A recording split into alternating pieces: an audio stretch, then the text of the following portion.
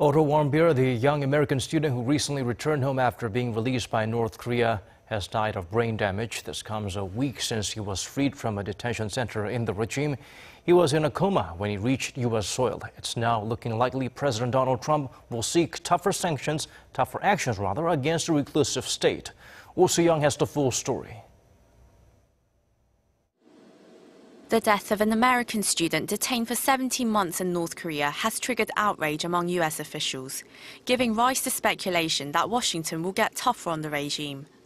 Just days after 22-year-old Otto Warmbier was returned to the U.S. with severe brain damage, his parents announced his passing on Monday afternoon.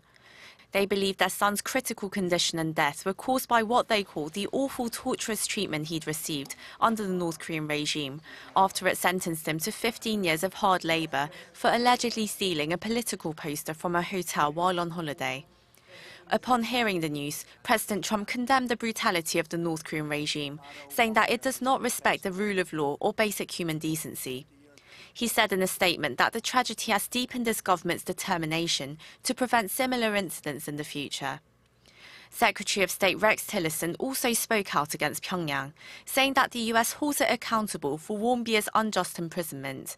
He also demanded the release of the 3 remaining Americans illegally detained in the north. Officials from both the left and right joined in the condemnation, accusing the regime of murder on top of its threat to global security. Observers believe Warmbier's death could prompt Washington to take stronger measures against Pyongyang and its nuclear and missile programs.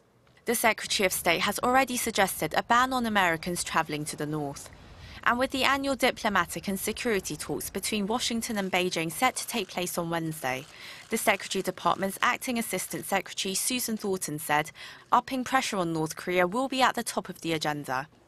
She says the U.S. will seek cooperation with Beijing, urging it to fulfill all UN Security Council sanctions and exert its influence on the regime. Soo-young, Arirang News.